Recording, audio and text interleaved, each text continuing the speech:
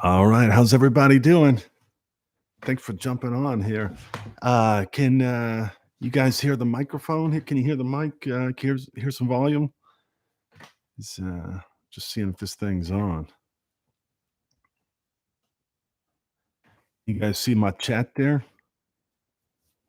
What's going on, James? Can you hear me, James? All good. Nico said it's Nico from I think New Mexico, right? Aren't you from New Mexico City? Or not New Mexico, but Mexico City? Loud and clear. All right, cool. Paula Cates. I don't think I know you, but maybe. That's all right if I don't. There's Mountain Dew studying. He's messaged me a bunch. Anyway, cool. I'm glad this sounds good. If it doesn't, just let me know in the chats. If just tell me where everybody's from if you get a chance. Type it in there in the comments. Just kind of cool to see everybody comes from. I think there's some people here from London, and there's a woman from Israel said she was going to jump on if she's here. So anyway, all right, Vancouver, Mountain Dew, that's where you're from. All right, Washington State, Sacramento. They got a great sandwich in Sacramento. I used to live in Los Angeles. I had an amazing sandwich in Sacramento there. But that's a whole nother video, I think. So Morro Bay in California. Nice. Well, anyway, thanks for joining my live stream. This is the first time of me doing one of these things. And so I'm just going to see how it goes. I don't know. It could either flop or it could fly. I don't know. We'll see what happens. But I think my internet connection is good. There's a storm out there. Hopefully it won't cut anything off. But so I figured I'd start off and just kind of share my story or share a little bit about myself at first and maybe share some of my experiences. And if you guys have any questions, I'd be happy to try to answer them. Or we could just talk about meditation stuff. So, but my name is Gregory Hodges, and I've been meditating full time for a year now, a year and 1 month. I was born and raised in Spartanburg, South Carolina. I've kind of lived all over. I've lived in Florida. I've lived in New Orleans. I lived in Florida again. I lived out in California. And I've been a musician most of my life. I play guitar and I sing as well. That's what I did for a living up until about 5 or 6 years ago. Now I do real estate. So I buy and sell houses for a living, to make a long story short. And so anyway, I got to travel the world being a musician, and my whole family plays. My mom, my dad, both my brothers. And so we come from a musical family, my grandfather, my uncle. So that's what I did with that.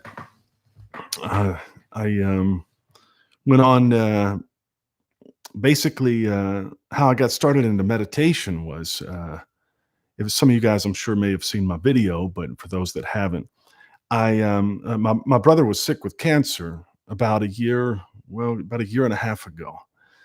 He was sick for a while with cancer, but he actually passed away about a year and a half ago. But I started getting into it, just dealing with my brother, dealing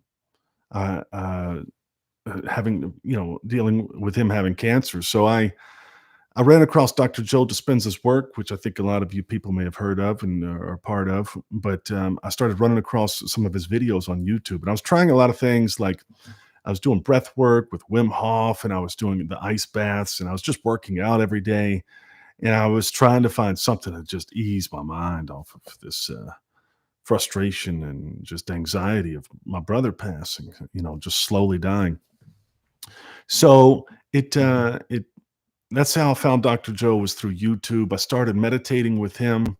I bought some of his meditations. I bought a mask. It's sitting over there. I bought a mask and started meditating, and it was not a pleasant experience for me. I didn't enjoy it at all. I'll be honest. I didn't really understand what all the talk was about, what all the hype was about. I was sitting there going, man, I don't know how I'm going to make a living doing this. Dr. Joe talks about doing, an hour a day. And if you get really busy, then you should do 2 hours a day. And that just sounded absolutely crazy to me. And place of mind on your chakras and meditation. I'm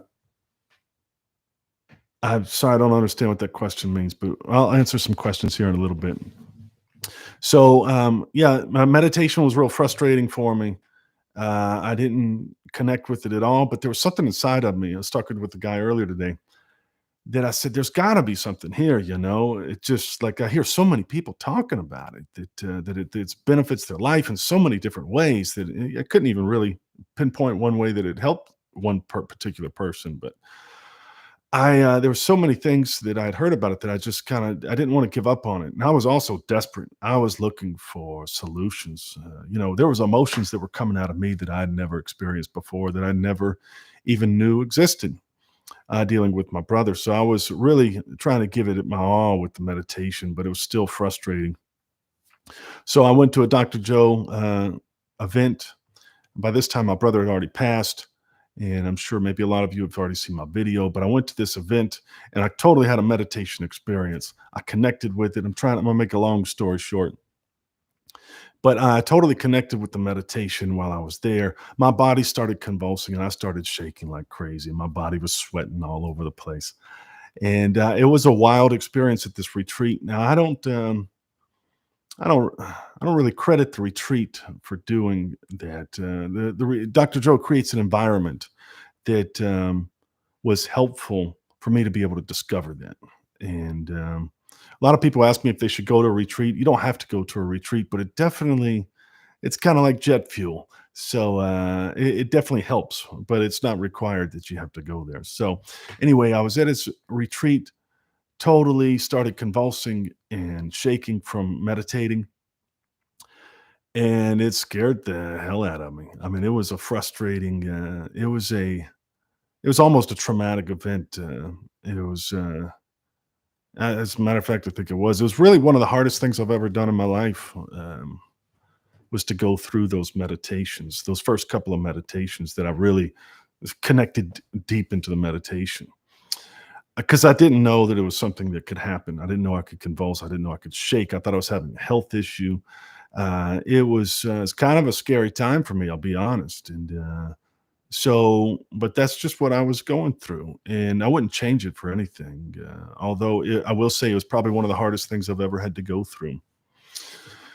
And so at that retreat, I ended up going through these meditations. It was so taxing emotionally, physically, um, just everything. I didn't have a resource left in my body, but I laid down on the ground and I ended up. As crazy as this sounds to some people, and it's hard to even say out loud, but to even my own family members. But I ended up I met my brother in a meditation, and my brother that had passed, and there wasn't anything really profound that I talked about with him other than the fact that I was actually talking to my brother. There's not a person in the world that could ever convince me that that didn't happen, and no one ever has tried to. But I'm just stating that it was that real. It was just as real if somebody was sitting next to you right now. And it's my brother's voice. It was my brother's cadence. It was his words that he would have chosen. It was his inflections. It's hard to tell that story. I've told it a bunch, but it's hard not to tell it without reliving it. And but Yeah, it was a great experience, looking back, but I will say that at the time, it was one of the hardest things I've ever done. It was really hard. Uh, a lot of people say, "Well, why was it so hard? Like, that seems like that'd be a beautiful experience." And I mean, in a way, it was, but I mean, I didn't know this was something that could happen. It was scaring the hell out of me. I'll be honest. I just really thought meditation was kind of like, you meditate and then you feel a little less stressed. And so I had no idea that this was something that could go on. So I was having to battle my own mind to overcome that, to accept what was happening.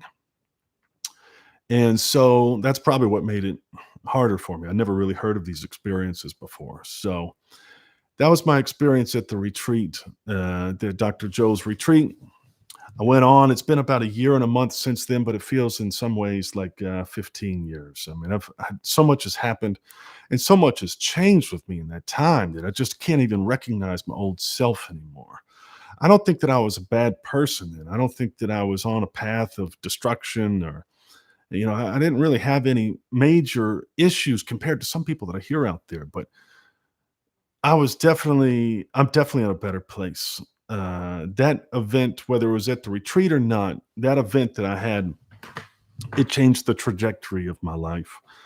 And it just made an adjustment like this. And over a period of time, that adjustment in my life, over a month, it's not that big of a deal, but I can just tell over a year, there's going to be over 2, 10, 15, 20 years, there's going to be a lot of separation between my old self and my new self.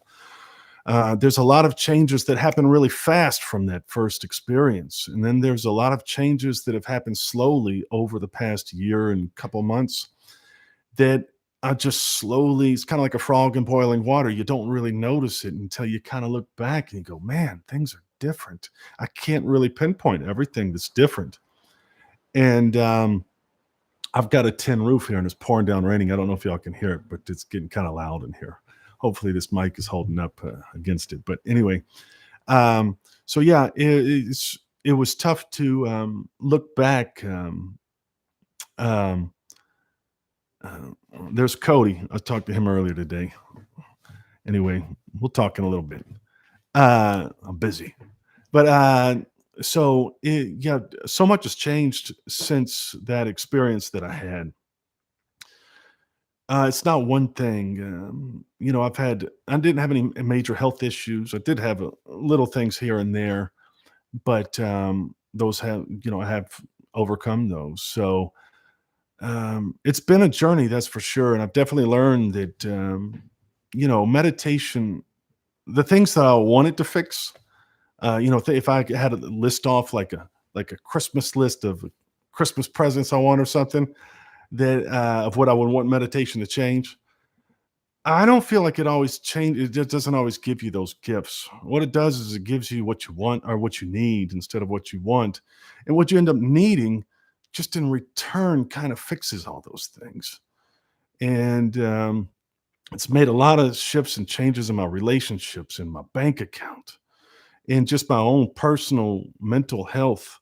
I don't think that I was somebody that was, going crazy or something, but I definitely dealt with depression and anxiety, and I still do to a certain degree. But it's definitely the thermostat, the temperature has been turned down a lot, and so I'm grateful for it. If anybody out there is considering meditating, I suggest you do it and just stick with it. And I know there's a lot of people that are frustrated with it, but I do believe, I find that a lot of people that are frustrated, they think that they have to kind of have these meditation experiences in order to justify meditating. Now, granted, I've had a lot of experiences like this. I think that I'm probably unique in that way. I don't think a lot of people do. And I don't think that you have to, because I will say that for me, the long lasting changes that I can tell that have really changed for me have just come from these mundane, regular old meditations that just you kind of meditate and you get done and go, well, I meditated. Yeah, that's cool. It's not been from these big mystical experiences I've had. Now, I will say there are some things that changed during that, but if I had to pick one, I would probably stick with these mundane meditations. I know that sounds crazy. Everybody wants that experience, uh, but if I had to pick one, that's what I would do, because I know that's where I can just feel that's where the long lasting changes are. Those meditation experiences, they kind of come in and they make some rapid changes quick, but I don't know if I don't know.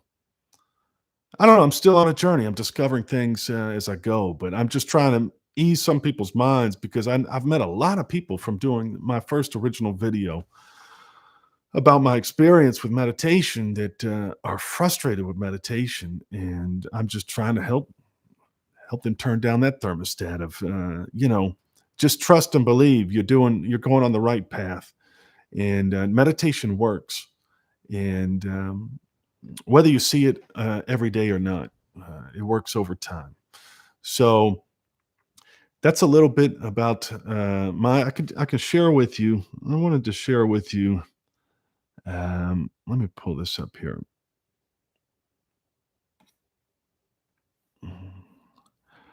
Some of the things that sorry, I got to push this around. Some of the things that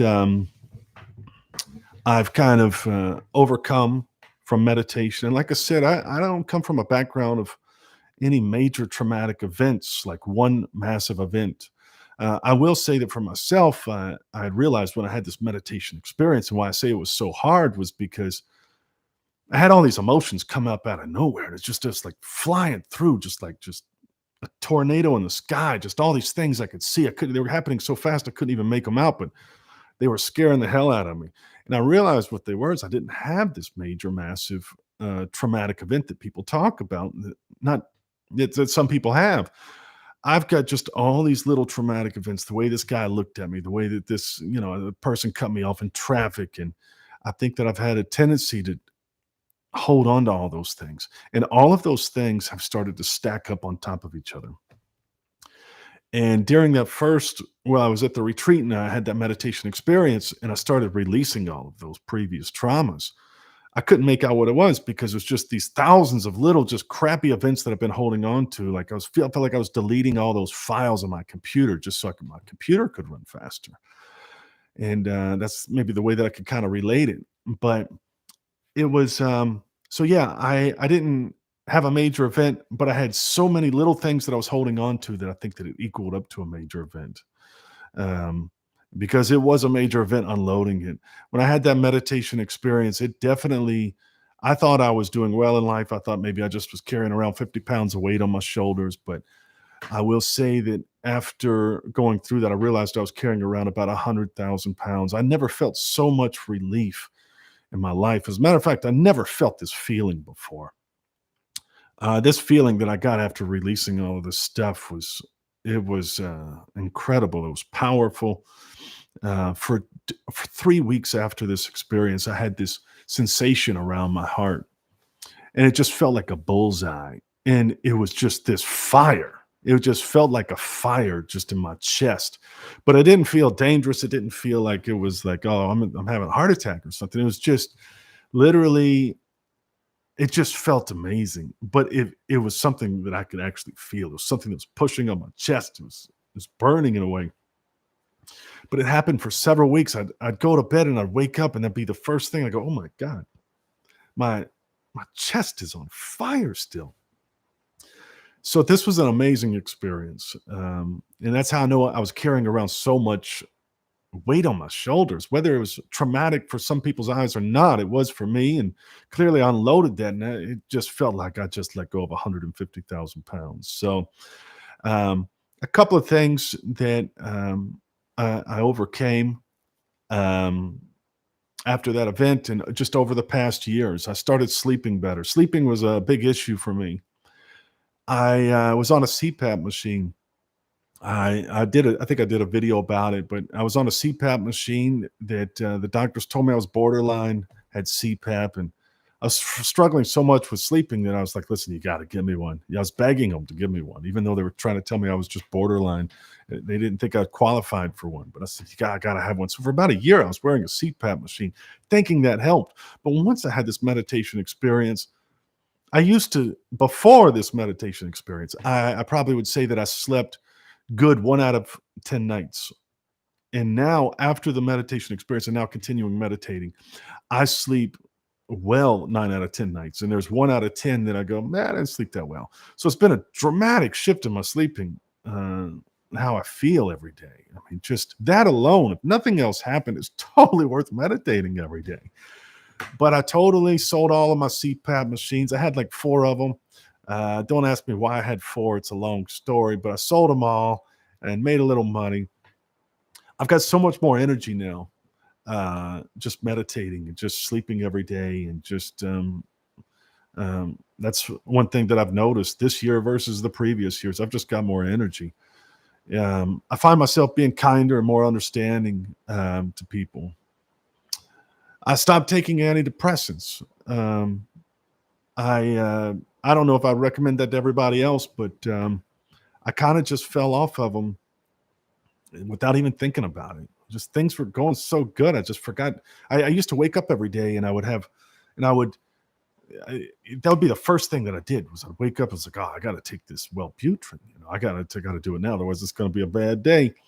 But I stopped taking those for the most part. I would say probably 95%. That's a whole nother story, but um, I'm on the path of I'm almost completely off of them. So, but I have stopped taking them, and that was really subconscious. It wasn't like a conscious decision. It was just because I went, oh man, I forgot to take them because things were going so well for me on a day to day basis. So I'm on the path. I'm close to getting off of antidepressants, and so that feels good. Um, I can think clearer. I'm more certain. I'm more certain with my decision making when it comes to time to make a decision. I used to sit there and kind of waffle around and go, I don't know, I might do this, I might do that. But now, if somebody asks me a question, most of the time, I definitely I can jump in there and I know exactly what I want to do, and exactly there's no confusion with me about what I want to do. So, but I will say over this year and a couple of months, I definitely there's so many things that it's hard to explain, but I've started to see like my old self again. I thought that I grew out of my old self, like I just grew up or something. But really, what I did was I was covering myself up with a bunch of crap that I've been holding on to. And because I've been meditating over this past year and a couple of months, I've slowly gotten rid of all this crap I've been holding on to. And I started seeing my old self again. I got back in this, starting to get back in the saddle again and thinking it's going to be all right, you know? And it feels good. I smile thinking about it. I don't know if you can hear the rain, but it's pouring down out here. But with my tin roof, but I hope it's not too distracting. But so I started seeing my old self again with by letting go of all these things, and it just kind of came with over time. It's kind of like seeing your friend at the grocery store, so your friend you haven't seen in a long time. It's like, a friend from high school that you're like, man, what? I forgot about you, man. I mean, I forgot who I was in a lot of ways. And like I said, I thought that I'd kind of grown out of that. Like, became a different person, but I didn't really become a different person. I was still that person. I just was holding on to all this crap to where I couldn't be myself because I was covering myself up with all this stuff. So it feels good to get back to being me again. And it's, again, just that alone in itself would be worth meditating every day. So those are some of the things that there's other things too. I could talk about it for hours, but those are some of the things that I've definitely benefited through meditation. I've definitely had a lot of mystical experiences that I could talk about, and I've had a lot of synchronicities in my life that I haven't even told anybody. It's hard to tell people some of this stuff, as you guys may know, because I don't want too many people to think I'm crazy. But there's been some wild things that have happened. And I'm like, I'm just gonna have to probably keep that one to myself.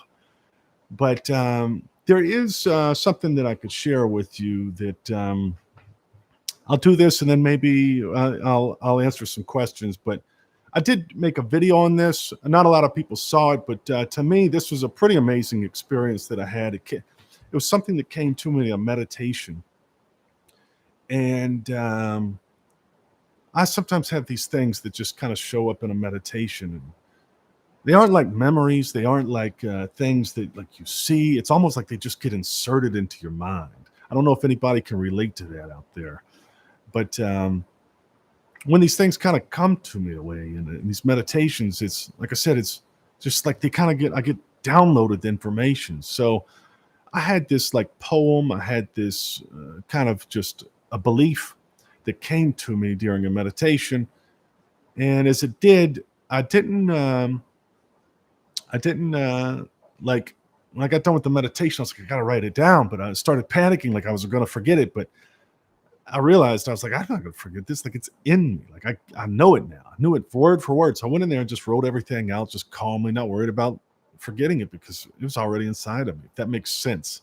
I don't know. Some of this stuff is hard to explain because it is. I guess that's why they call it the mystical. But it's hard to explain it here in the real world. So anyway, this came to me in a meditation. Let me see. Let me just give me just a second. I'm going to find it. It won't take me, but just probably about 25 minutes, apparently. No, it'll take me just a second here. I've got to, all right. It's not long. Some of you may have already heard this. You may have seen the video. I don't know, but I think it's really good. I love sharing this because I don't take credit for this because I didn't really come up with this. It just came to me. It came out of a meditation. So, anyway, that's enough talking. Let me explain it. So, I guess if it's a poem or a belief, I've called it We Are Not Alone. And so, let's see. If you had children, would you love them? The answer should be yes.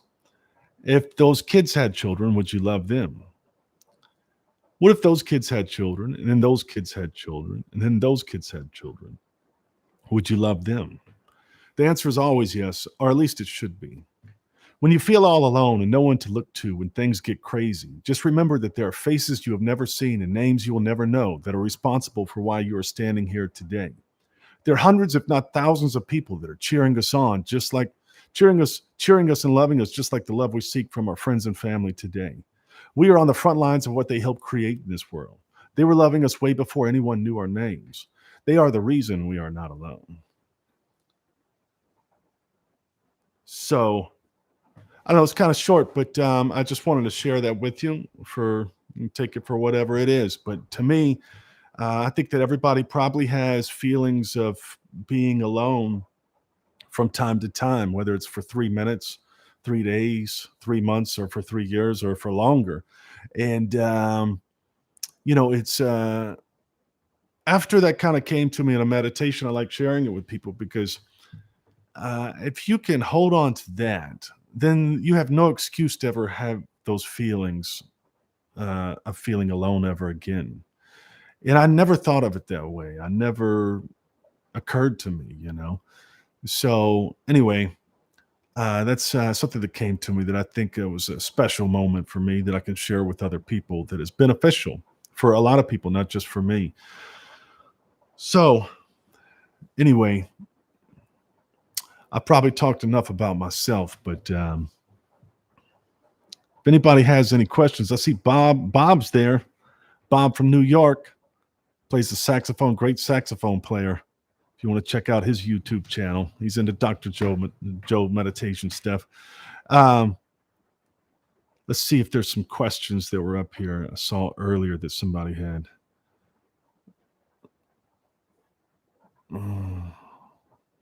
Let's see. So, and it was because the final.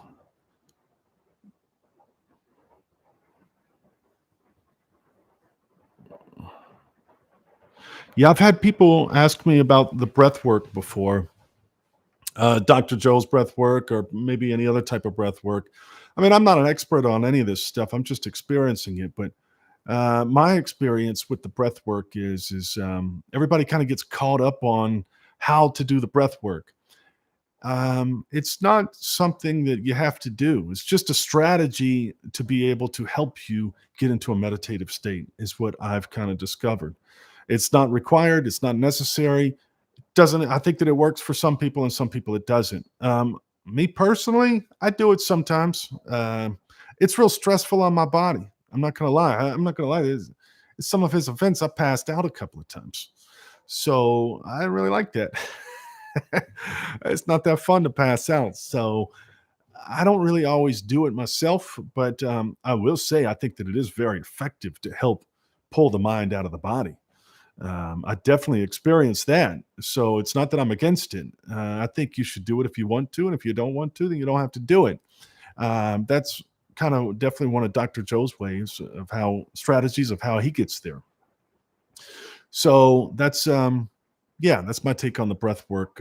It is a great strategy. It's a great tool, but it's not necessary that you have to do it. So let's see if there's, if, all right, so that's Nico's got a good question. Nico, you're from Mexico City, right? Is the same Nico? I think. Um, well, whether you're not, it doesn't matter. But thanks for being here. Nico was asking, if you didn't attend the retreat, would you have advanced yourself? Gotcha. Advanced myself, advanced in the meditation. That's a good question. I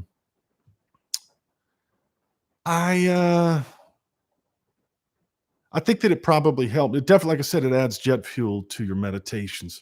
He definitely creates an environment. There's thousands of people there that are meditating. I mean, you can't help but feel that, you know? I mean, there's a big difference between sitting on your couch and then sitting in a chair in a ballroom with 2,000 people all meditating at the same time, whether they're good at it or not, they're all doing it.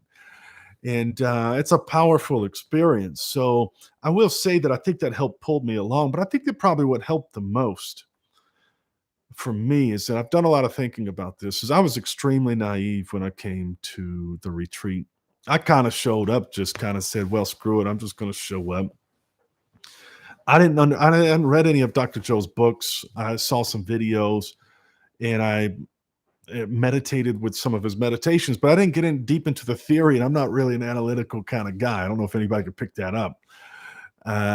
So I kind of just showed up and I was extremely naive. Like I said, I didn't know shaking or convulsing was a thing. I didn't know that, having these mystical experiences was a thing. I literally thought like you meditate and then you just feel a little less stressed, which that's true, but that's just kind of like the first little, on the skin of on the surface of what could is possible with meditation. So as all you guys really know. So, do I think that it could have happened if I wasn't at the retreat? Yes, but Dr. Joe and the retreat, they definitely created an environment for me to get there and discover that easily. But I also think that probably what helped more so than that was me being naive. I wasn't searching for anything. I wasn't looking for anything. I didn't know anything. I didn't know I was supposed to look for anything. And so I find that a lot of people that struggle and are frustrated with meditation, and we talked a little bit about this, Nico, um, is because everybody goes in there with an agenda. You go in there going, "Oh, I want this mystical experience to happen. I want this to happen. I want that to happen." And I think that it really happened for me because I was in that environment, but I was just closing my eyes and just kind of zoning out. It was that meditation is not hard, it's not complicated, and that's what makes it hard for some people. It's actually, I tell people, it's you use the same area of your brain to meditate as it does to blink your eyes. And the problem is it's hard to tell someone how do you blink your eyes. But I know when you blink your eyes, you don't sit there and think about it and go, all right, here it comes. I'm gonna blink. I'm gonna make it happen. You don't sit there and like stress out about it. It just happens. You just blink. And so that's when I get into a meditation and my body starts shaking, I can start shaking and get into it just like right now within like a half a second. And so that's why equate it to, blinking, but you don't go in there trying to find with an agenda. You don't go in there trying to expect to see something or to have anything happen. If you're meditating on a regular, stuff's going to happen. And you know what? As far as I've known, everything that I could say that I want to happen, it doesn't happen. It just does whatever it wants to. So you kind of just along for the ride. You just kind of observe it. So you don't get to design your meditations. You don't get to. I think that's what's wrong with a lot of people that are frustrated with meditations is they're trying to design their meditations. And I tried to explain that in my video about my testimonials. They gotta have the couch, they gotta have the cushion to sit on, they gotta have their Lululemon pants on. It's gotta be right. The air conditioning's gotta be right. But as I've told people before, no one ever gets to sit in front of a waterfall and meditate. Like that's like probably like the perfect environment someone could think of to go and meditate to.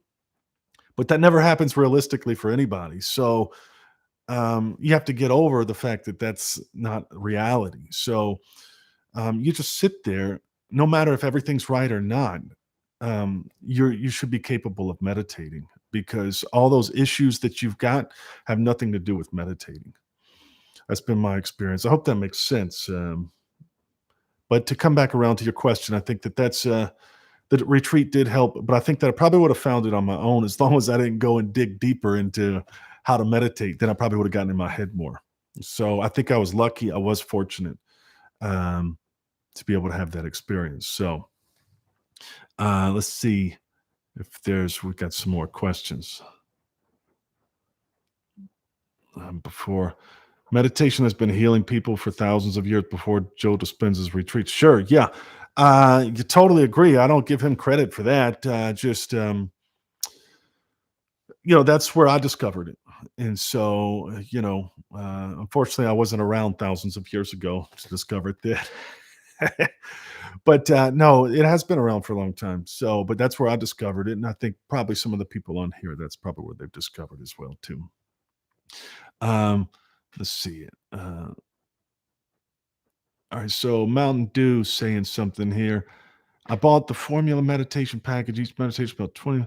I do 2 videos a day. I had no results. Do you think we can do a group meditation with you? Yes. I'm gonna work on doing I'm a musician. I'm working on making some meditation music. I'm working with the guy right now. Me and him are making some music. So the problem with YouTube is you can't really play anybody else's stuff on here, and they'll ban you and get you kicked off. So I'll probably set up and do some Zoom calls here soon. But all this technology stuff, I'm doing good just to be here today and this YouTube live stream working with no fancy intros or anything. So, but I am working on doing some music, so maybe I could do it here on YouTube. But if not, I will set up a thing where I'm going to maybe do like a weekly meditation, or I don't know, maybe every day. Who knows? A lot of people do ask me how much I meditate. I meditate from an hour to 3 hours a day. Um, and it used to feel like hard work. Now it's just kind of like it's not hard work for me anymore. And I don't mean that egotistically. Um, I think the people that work out every day, they find a way to work out. It's not hard for them to get up and go find the gym. Well, I used to work out every day, but I think I was mentally out of shape for a long time. So it was hard for me to meditate in the beginning, but once I actually connected with it and started seeing some of the results, I got the wheels turning. And now it's like I can't imagine doing a day without meditating. It makes a bad day turn into a good day, and a good day turn into an amazing day. And there's no telling what's going to happen during your day if you get some meditation done. There's a lot of exciting things that come out, and they're almost just kind of like presents or something. It's like, all right, let's see what happens today. I just meditated for 3 hours. Yep, this is going to be. So waiting for it. Here it comes. So anyway, it's my little got off on a tangent there. Let's see um, if you don't attend the retreat, will you be able to heal yourself no matter what kind of disease you have? I was talking about this earlier with the guy, and maybe not this specific thing, but I don't know about healing yourself. I mean, I, I believe that people have healed themselves. I haven't had like a major disease. I know that I've definitely overcome anxiety and depression. I'm getting off antidepressants. That's all that I can kind of equate to. But I see at these events, and I've met people that, they have overcome some serious, serious diseases.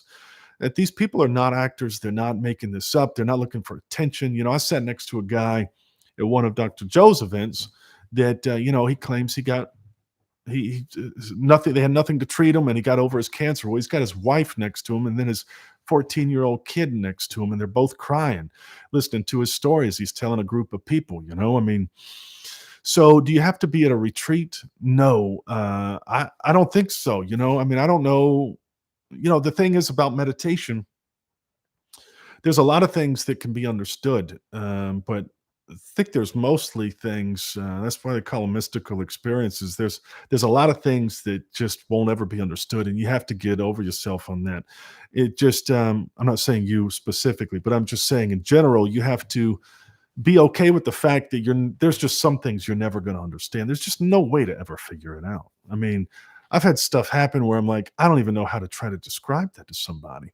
But as far as healing yourself from a disease, I'm sure that it can be done without going to a retreat. Like I said, it just creates an environment, I think, for people to believe and give them the space to be able to let go, to be able to have these things happen. Um, that's what I would say. So, uh, or then you meditating with an agenda before the attending the retreat. That's a good question, Nico. I have to kind of think back. Yeah, I mean, I think I was in my head. I don't know if I had an agenda really. My agenda was probably take this pain off of my shoulders of watching my brother pass away, not just off my shoulders, but take it away from my brother, let me help carry the load some. So that's what was a lot on my mind. But I think that, you know, I think that maybe I guess that was an agenda. But going back to the retreat, to your previous question, being at the retreat was helpful. But I'll tell you what really helped me. And I think this was a big part of it too. I probably should have mentioned it a few minutes ago, but um, I had stayed up the night before of that retreat when I had this meditation experience. So when I showed up, I was completely exhausted. I had only slept for like 2 hours. I was miserable. So nothing was going my way that morning. I didn't take a shower. I didn't have on clean clothes, and I'd spent all this money for this retreat, and I was mad at myself for going, I'm already screwing this up. I'm supposed to be an adult. I can't even get here and do anything right. And I think that really played a big part of it, was because I was so exhausted. I literally just zoned out. I had no agenda then. I had no agenda. I had nothing. I was able to take the mind out of my body then. And once I connected with it, it's like I could go back and do it anytime. Once I learned exactly where that was in my mind, how to go there, then I could go back anytime. So I needed that moment of me being exhausted. I've even told that to people, that you should probably stay up for 24 hours and then try meditating for as long as you can and just see what happens. Maybe that works for you, maybe it doesn't. Dr. Joe does the breath work. That's a strategy. And this is a strategy that I tell people. It's probably not the healthiest one. If you have a stroke, it's not my fault, but I'm just saying. That's what I did, and that's what worked for me. But that wasn't intentional. It wasn't on purpose. But I think that maybe answers your question. But I would say that before I had an agenda, I was just in my head in all of those meditations, and I was going, "Why am I meditating? This has been 15 minutes. I'm gonna go broke. I got bills to pay. I got stuff to do." So I was in my head. After that, after I connected with the meditation, I got over myself, and I just uh, you know just ride the ride. So let's see. All right. Doctors need to prescribe meditation to patients. Yeah, Mount Dew, you need to be meditating, man. Don't give up. I know you've been frustrated, but just keep doing it. Being in a state between sleep and awake. Yes, that's. I will say that's a good example. What Cody says. There's something to be said about being in a state between being asleep and being awake. I mean, there's a uh, there's a range of where I feel like meditation kind of goes. I mean, you can go deep, or you can just kind of get in there a little bit. But that's definitely where, for me, what I can connect with what Cody's saying is, it is somewhere between that being asleep and being awake. And I will say that, I even if I don't sleep well and I meditate for an hour, it's almost like I slept well now. It's even though I know I didn't sleep, I just hung out in that space there, and it just eased my mind, settled my mind down. So yeah. Let's see. Can you save this live? Yeah, I mean, I guess I'll save it when we're done. Uh, wow, almost lucky you didn't sleep. Yeah, I think that I think that that whole experience, I was really lucky, because I was naive. That, along with me being exhausted, and also I showed up, you know, uh, and I paid the money. So yeah, but I will say this is going back to, 'cause several people have been asking about the retreats. I will say those retreats are expensive, but I've been to 4 of them, and there's thousands of people at them. And throughout that week, you'll see some people, they're this is their first time. And, Tuesday, Wednesday, Thursday, people are kinda going, "I don't know, I'm just not really feeling it," but by the time it's at the end of the retreat on a Sunday, it's hard to I've never found anybody that's complained about how much it was, or that this was not worth it. Nobody complains about that at all. So I think that most people, if anybody's wondering, I think most people leave that retreat going, "Yeah, this was definitely worth it." I mean, I've never met anybody. I've never, and I, you know, so that's my experience that I could share with other people. So let's see. over another that was helpful. Did I find one meditation over another that was helpful for me? No. To me, a lot of people ask me what meditation were we doing when I had that meditation experience, and I will say this is in it. I'm a big believer in this, just from my own personal experience. But the meditation, what meditation it is, has nothing to do with it. And I know people don't like to hear that. And as long as you keep thinking that there's a meditation out there that's going to fix you or get you into a meditative state, it has everything to do with you. I mean, people meditate in silence with no music, so you can do it without music. I personally do like the guided meditations. I like to have something there. That's what I'm used to, and so I typically do that, but I'll do it in silence as well too. But is there one meditation that was most helpful for me? No, but just spending the time meditating, and taking the time to do that, and also just focusing on trying to connect and turning the stations off in your mind and just dialing it back and just try to keep doing that. I shouldn't even say try. I always tell people if you're trying anything in a meditation, then you're not meditating. But so I know a lot of people ask me which meditation should I use and which ones do I use. I personally do use a lot of Dr. Joe's meditations because that's what's worked for me. Which ones? I'll be honest, I just kind of grab one. If I've got like 45 minutes, then I'll grab a 45-minute meditation. But I don't get hung up on, I got to do. Oh, it's the pineal gland one, or it's the abundance one, or um, there's probably about four or five that I do on a regular basis, and I kind of just pick them kind of randomly. I don't think it's the meditation. I think that it's you when it comes down to it. That's my opinion. Other people may say differently, but um, so you've been trying to get it since 2021. I understand. I know. I think there's a lot of people. I've met people that have been trying to do this for 7 or 8 years or longer, and they feel frustrated with it. But I will say, I think that there's work being done. I mean, if you've been doing it that long, you clearly may have seen something at some point. I hope. Um, but again, I wouldn't go seeking a mystical experience. If it happens, it happens. If it doesn't, it doesn't. You don't have much control over it. I can't make a mystical experience happen. And they happen to me. I don't know what the ratio is, once or twice a month. For me, I guess maybe every once in a while, but it's never when I want it to happen. I'm like, all right, let's do it now. Right now would be a great time to have a mystical. No, it doesn't happen. It's always when I'm just kind of sitting there and just, oh, what's going on here? So um, I hope that was a helpful answer for you. When does the shaking start? Is this the proof it is correctly done? I think that's a good question. I would say for me, the shaking starts as soon as I start meditating. So I could start shaking right now if I want to. I could do it with my eyes open. I could talk.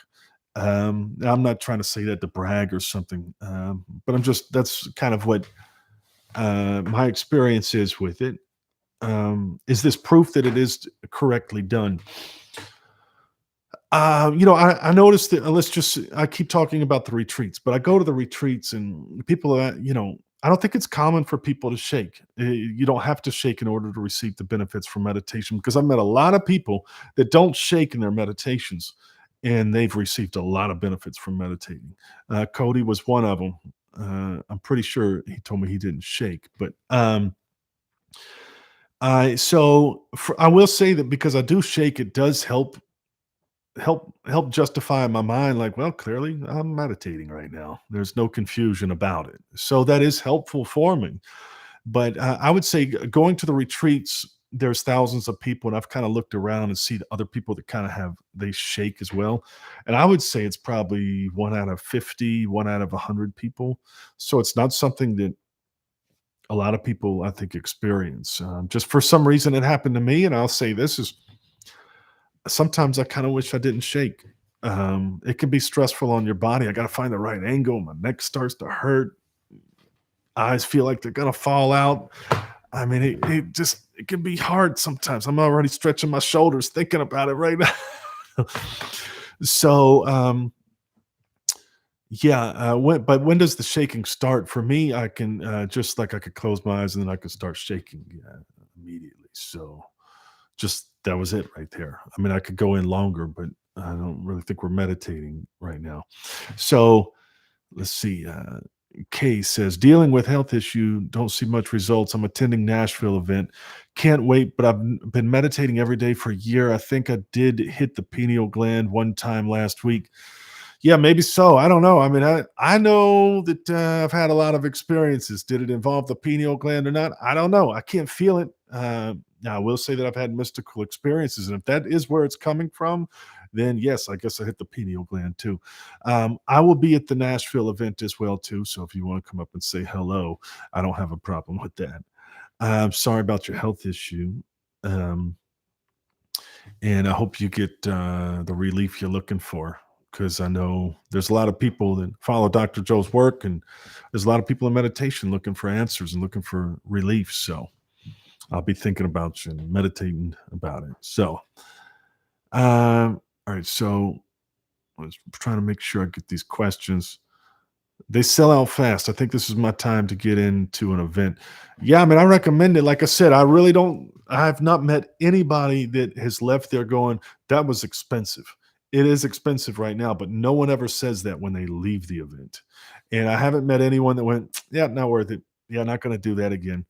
Uh, Most people I've talked to, they try to come back. It is a great experience, and it's a great way to, I mean, you meet like-minded people. It's the easiest environment I've ever met people before in my life was going to his retreats.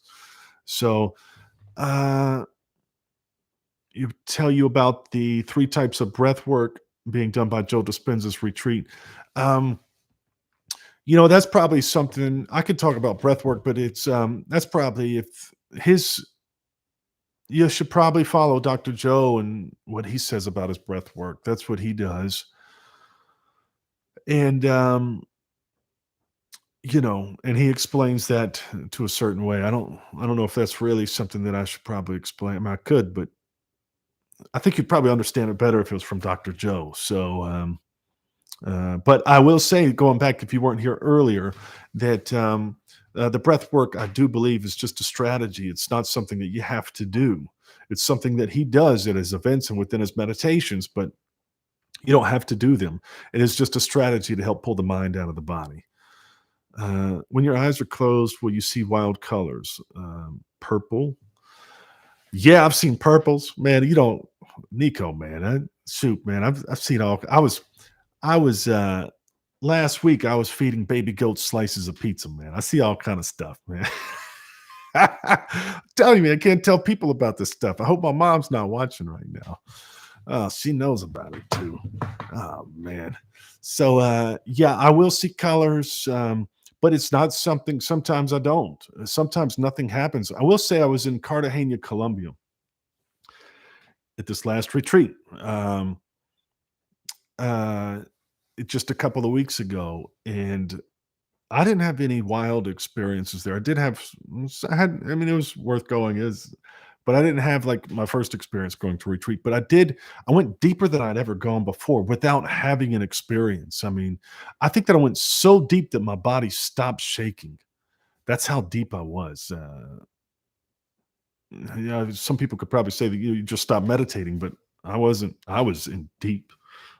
So, I'd never experienced that before. So I guess what I'm getting at is a lot of times I'll go deep with it and I'll be in meditation and just nothing happens, but I don't really care. I know the work's being done. I don't have to see anything.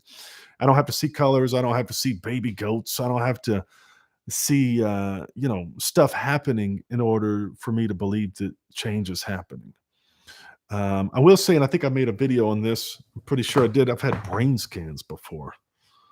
So that's the best way I can describe it. I had this electronic sensations go over my brain, and it's internal, and it would just go, and it would come back, and it would go forward, and it would come back, almost like a Xerox machine. I don't know what it means. I think it's one of those things you'll never figure out. People can put words to it, but I don't think you'll ever really know. But it was a pretty incredible sensation. But what was it doing? I don't know. But it was doing some work. It was getting a lot of work done. So yeah, let's see. You said you've seen things in your meditations. Everything is black, dark for me. Does that mean doing not doing it correctly? No, I think I was kind of just saying that just a minute ago. Is There's times where it's just dark and black for me too. I don't think that you have to see things. I don't think that you have to see colors. I do from time to time, but it's not, and I don't feel like I'm not meditating because I don't see colors. So I know that there's a lot of people that don't have experiences, and they probably spend just time in the black and the dark, like you mentioned, and they are getting benefits from meditation. So, but I understand where you're at. It sounds like you might be frustrated with meditation in a sense of you're uncertain if you're doing it correctly or not. And so it sounds like if you are looking at the black and darkness of what we're talking about, which means you're closing your eyes and you've got a mask on to cover up your eyes, probably, then you're on the right path. I would just focus on dialing back the thoughts in your mind. Just start turning off the TV station in your mind. Just slowly just click it off and just start. I always tell people it's kind of like when you get into meditation, it's kind of like, have you ever just like sat there and just daydreamed, like stared at a wall? I don't know. I've done it before, especially when I was in school. I stared at a wall and you just kind of zoned out to where your eyes get blurry.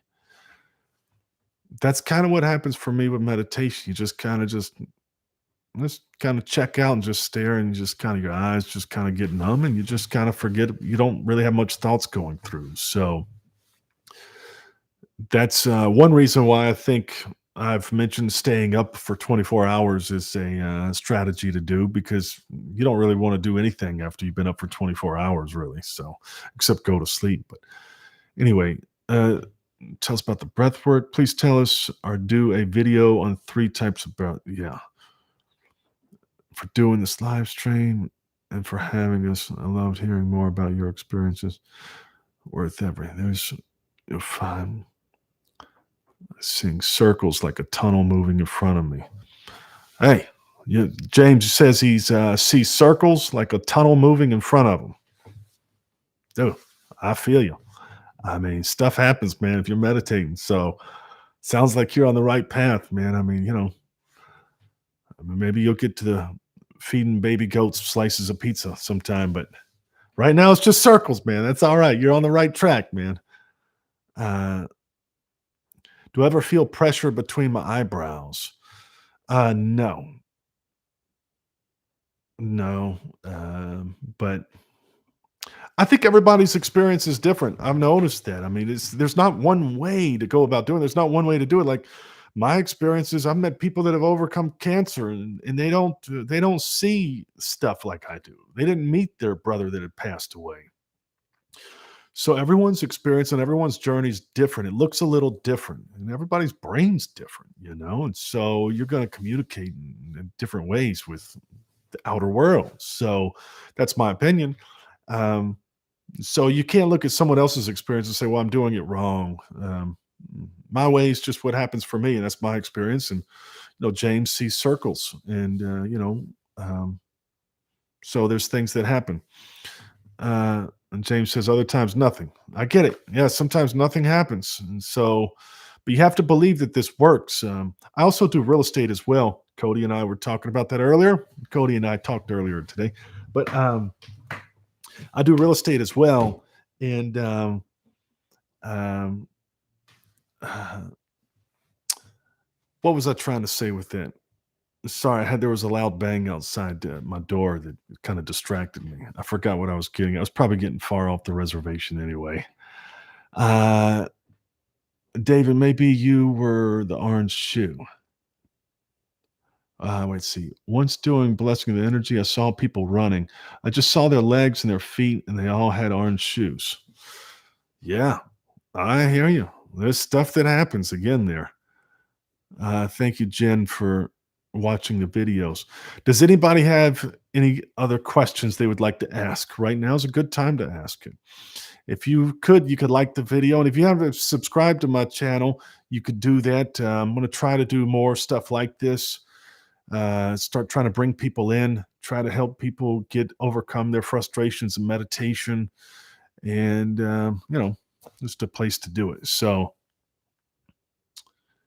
I watch your videos at Should ask the guy in the shop if he wants to come on. I don't know if I understand that one totally. Sorry, it's probably my these bright lights in my face that are making my brain not work well. When I watch videos, it motivates me to keep sitting down to meditate. Well, I appreciate that means a lot to me. I've gotten that from people, and that's probably why I'm here today. So yeah, thank you for letting me know that. It's definitely means a lot to me. Um, any success with the walking meditation? For myself, I personally don't like. I don't do walking meditations. I'm not like. I guess if I was a student of Dr. Joe's, then I probably wouldn't be the best student. But because my body does shake, it is really hard for me to go and walk around. I kind of just walk around like a drunk person because my body's shaking the whole time. If I'm going to be honest, of me being in a meditative state, so I don't really do that too much. I was at a retreat and I knocked over this woman. She was really nice too. I had lunch with her earlier that day. I felt so bad because also she was so sweet. She didn't get hurt, but it's just that she knocked her over on the ground trying to walk and meditate at the same time. So I think so. I don't do that all the time. That's just anyway about the end of the story of your brother. Um, oh, the guy that told. Yes, so I met a guy that maybe the people. I met a guy that uh, basically at the end of the retreat, I met a guy at a mall. It's if you haven't seen the video, you should probably go back and watch the video if no one knows what I'm talking about. But I met a guy after the retreat, just a couple days afterwards, that his brother died on the same day my brother died, and our careers, musical careers, couldn't have been any more similar. We had the same equipment, same guitars, same amplifiers, same nerd gear that we were carrying around, and we were freaking out. And then I started talking about my brother, and his brother died on the same day my brother died. And so I think you were asking if I should bring him on. I don't know. He doesn't really know. I don't not like best friends with the guy. I do talk to him. Saw him a couple of weeks ago. Um, I would need to probably prep him a little bit. I don't know how much he's into I've mentioned some meditation stuff, but he hasn't seen any videos. So I'll work on it and see what I can do. But yeah, so I'll see what I can do with him. Get headaches when I finish the blessings of the energy centers. Yeah, I don't know about the headaches. Like I said, everybody's experience is different. Um, Edmonton, Canada. Miguel Gonzalez. Thank you for showing up. Hope they didn't charge you extra money for coming in from Canada. That's a good question. Is how's the meditation affected your family and relationships life? For me, like I said, I hope my mom's not watching. She might be. Um, she's probably trying to figure out how to say something in the comments, but can't figure it out if she is watching. But me having that experience with my brother of having a conversation with my brother that's passed away, that's a hard thing to tell people. It's a hard thing for me to go through. It's a hard thing for me to accept in some ways. So, my experiences with meditation, it is hard to share with some friends and family. Now, I have had some people find out because that video seemed to kind of do really well, and I had a couple family members find it. I had some friends find it. They just saw it randomly going through the algorithms of YouTube, and so they're like, "Man, I saw a video, man. That's crazy." So I don't know. I've had conversations with some family members about my experience with that. They do know that I meditate. I actually have convinced my dad to meditate. It's helped him dealing with my brother's passing. He only does about 15 minutes a day. I think that he should do more, but that's my own personal opinion. He's on his own journey. But I am surprised he does 15 minutes a day, and he does see benefits from it, only doing 15 minutes a day. And I will say my dad was very conservative. He was very, you know, I didn't think he'd be into something like that, but his stress and anxiety was very high after my brother passing. he was having a hard time with it as well.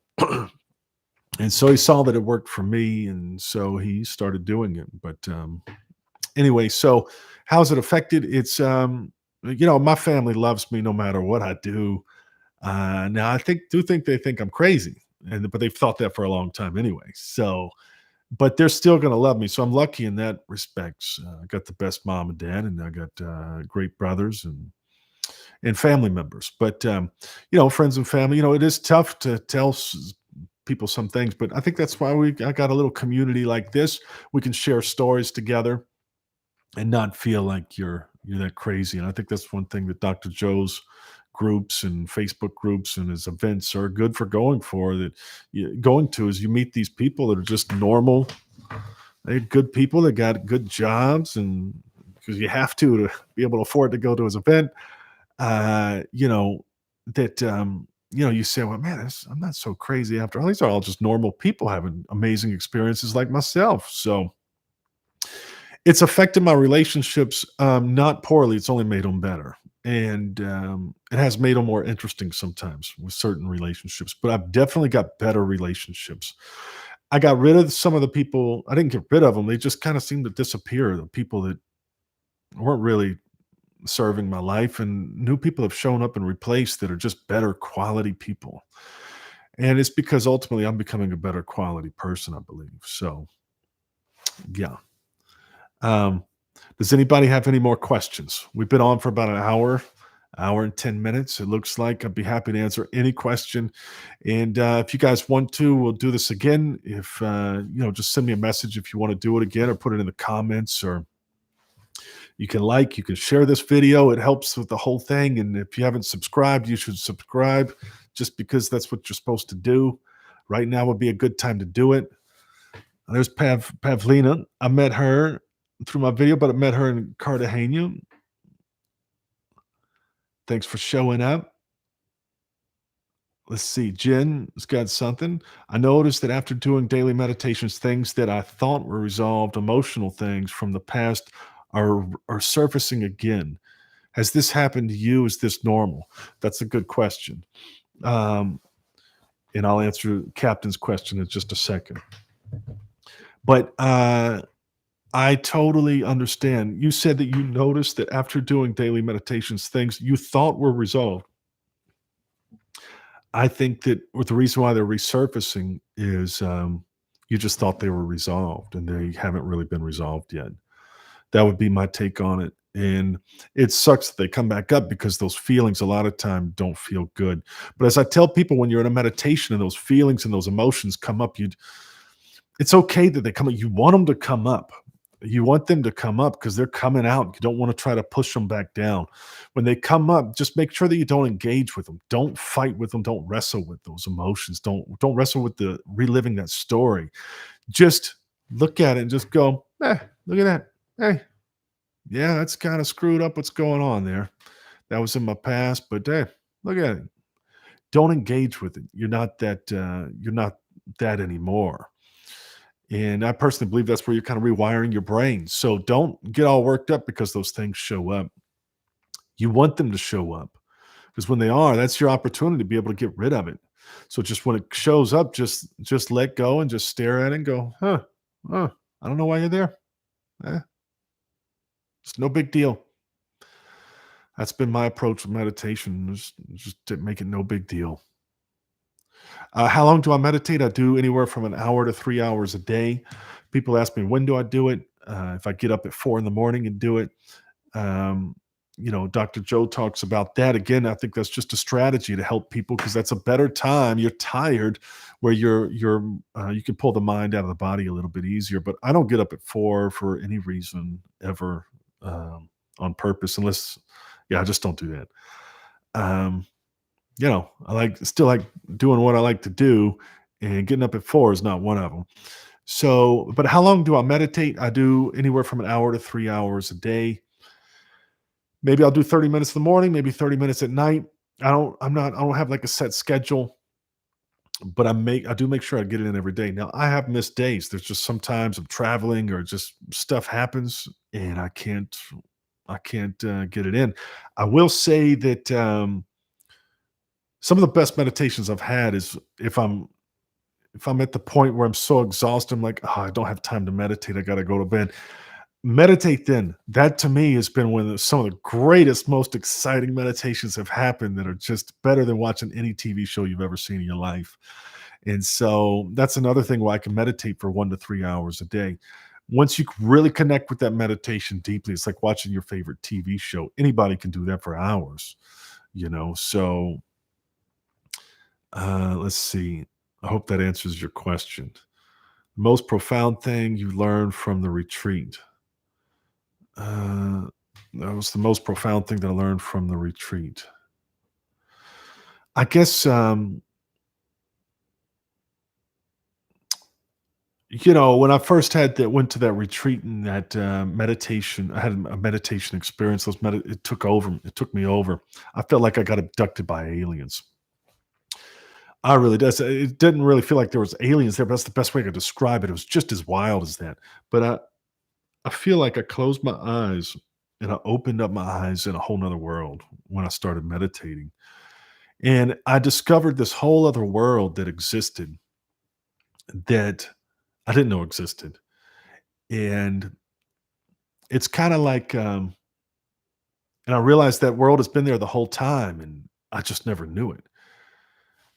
This came to me probably in a meditation, I'm sure, but I kind of analogize it in the sense of, I wake up in my bedroom every day. I'm telling it's long about story, but I'm gonna come back to what you were saying. I think um, I get up out of bed every day in my bedroom, and I go out to my bedroom window. Now, this is just I'm making this up. This is fictional, not real life. But I'll get up and I'll look out the front window, and I'll look outside. It's this nice neighborhood. There's grass, and there's a road out there. There's kids playing. It's like, oh, it's a nice neighborhood I live in. Safe. Feels good. It feels good to live in this neighborhood.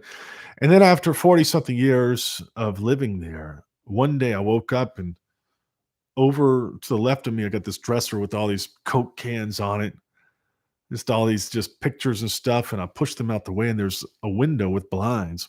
So I pushed all that stuff off um, the Chester drawer, and there's some blinds, and I opened the blinds up, and then I realized that I was looking at the Grand Canyon, and so that had been there the whole time, but I've been missing out this whole time because I've been looking out the front window, and so that's kind of, the most profound thing that I've found was that, there's a window back here that I haven't that it's a whole whole 'nother world that I didn't know existed, and you could spend a lot of time trying to figure it out, and it's really exciting. So that is I would have to say that's the most profound thing if I had to be honest. I could talk about a particular thing that's happened to me, but yeah, to me, that's just finding the whole nother world of myself that I didn't know existed. I thought that I had kind of lived a life where I've experienced most everything, just different shades of it. I could do a little more of this, do a little more this time than I did last time, as opposed to, I've done a little bit of everything in my life. So the good, the bad, and the ugly. So I thought I'd kind of experienced everything. But once I discovered this, I realized I didn't know anything, and there's a whole nother world for me to discover. And so that's probably, I think, where my journey's taken me, along with other people out there. So let's see. I hope that makes sense. Probably didn't make a whole lot of sense. One strange thing that happened to me is sometimes laugh out loud for no reason for about 10 or 20 minutes. Hey, I feel you. Sometimes I start laughing too. Stuff gets funny in there. Like I told you earlier, I was feeding baby goats slices of pizza, man. I mean, it gets crazy.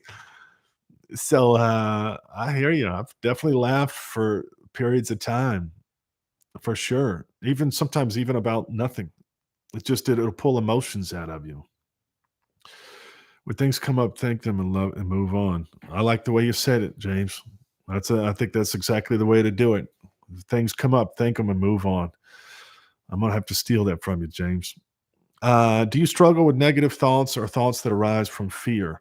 This too is happening after I have started to meditate daily. Then I think you're on the right track. That stuff is supposed to come up. You just don't want it to come up. It doesn't feel good.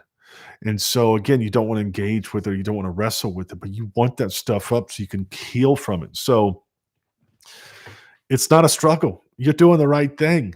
It's just not fun.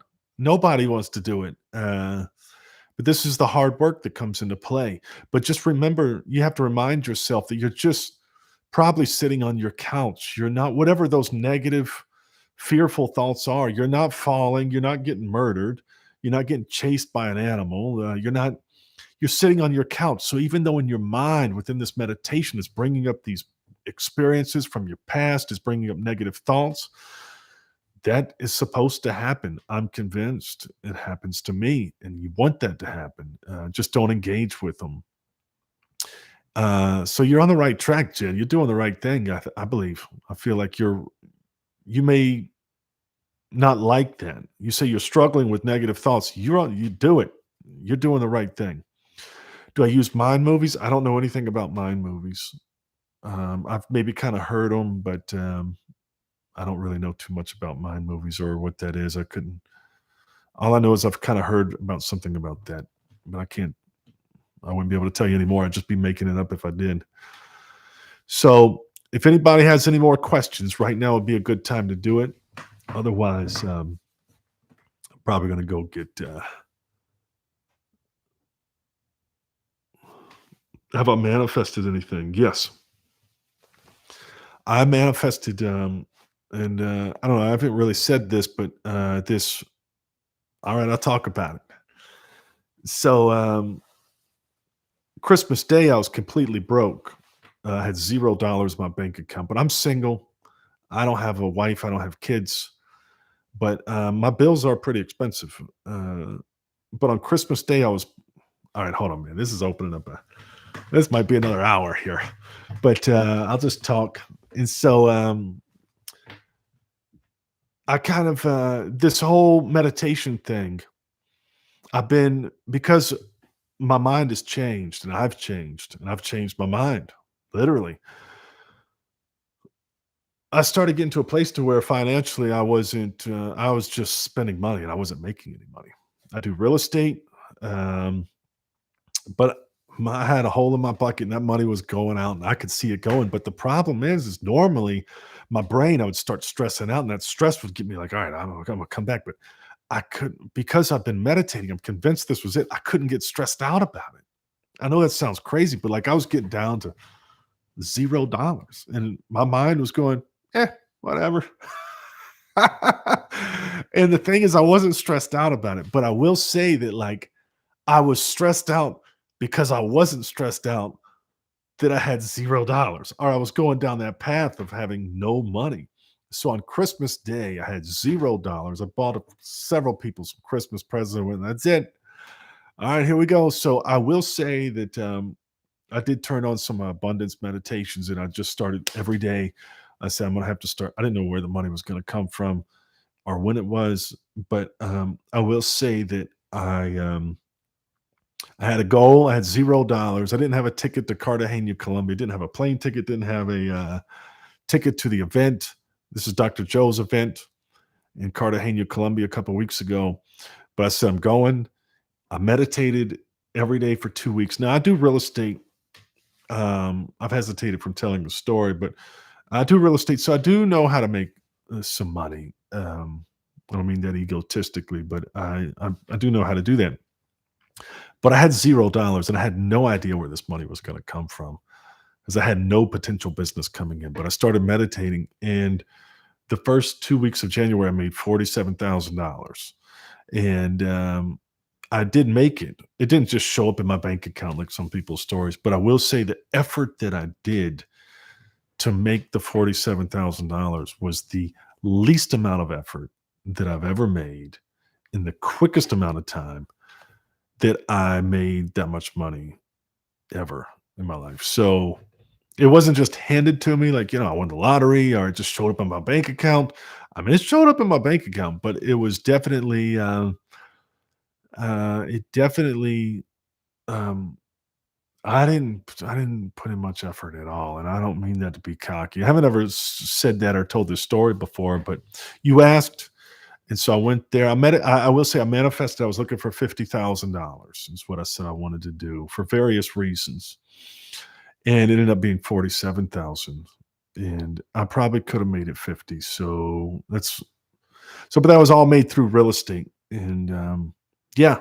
So I've manifested stuff, and that was a big one. But that just happened just recently. So now I bought some cameras. Got a YouTube channel going on now. um, but yeah, I'll probably do a video on that. I'm actually probably going to make a video on like manifesting money or manifesting something and start from like day one and then like have it, by the time it shows up, if it does, you know. So anyway, does anybody else have any more questions? I'd be happy to answer them. I can sit here. For a while longer. Also, is the audio and the video, did it work out well during this whole time? Did it ever freeze up or did the audio never sound good? If anybody could tell me, that would be great because I'm just kind of guessing over here. No one said anything, but has the experience on that end been good? If anyone could tell me, would be great.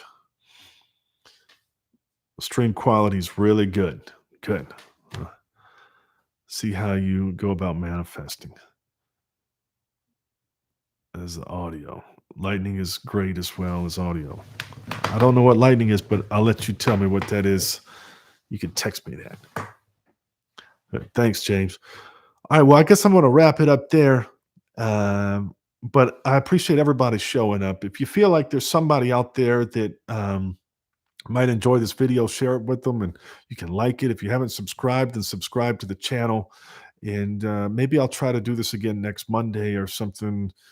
And I'm still kind of new to this technology, or not technology stuff, but just this end of like doing YouTube and stuff. Maybe I could bring on a guest, and maybe bring some of y'all on. We could talk one-on-one.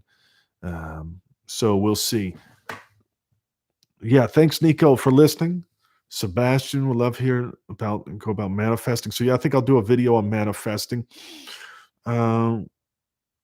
Thanks, Dana, for the feedback. Yeah, Nico, you could call me sometime or text me. I'd love to hear how things are going with you. All right. La is that Lala? The Lala that is that Lala that I know in Puerto Rico? Is that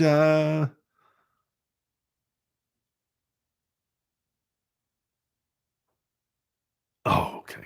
All right. I thought you were somebody else. I met at a retreat from India. All right. Got India in the house. Nice. All right, thanks, Stephanie, for hanging out. So appreciate you guys tuning in. If you guys still want to sign out, put on there. Everybody wants to see where you're from. I mean, I think it's cool. There's a woman from Israel. There's a woman from India. I'm from South Carolina. So as you're leaving, just type in where you're from, just because I think everybody enjoys seeing that. Cody's from Idaho. Mike from New York, Long Island, California. Athens, Georgia. Stephanie, I'm in Spartanburg, South Carolina. I'm actually on Landrum, South Carolina, on the border of North Carolina and South Carolina here in America. So got France, United Kingdom, Miami, Florida. I was just there last week. Love Miami. Nico is in Mexico City. Seattle. You attract a global audience. Good. All right. Where are you from, James? All right. Well, again, before everybody leaves, Vancouver, Washington, thanks for listening to James and contributing. I'll maybe try to do something again, and I'm sure that they'll save this video if anybody wants to watch it again. So thanks for hanging out, tuning in, and I'll see you guys next time. Thanks for coming. All right.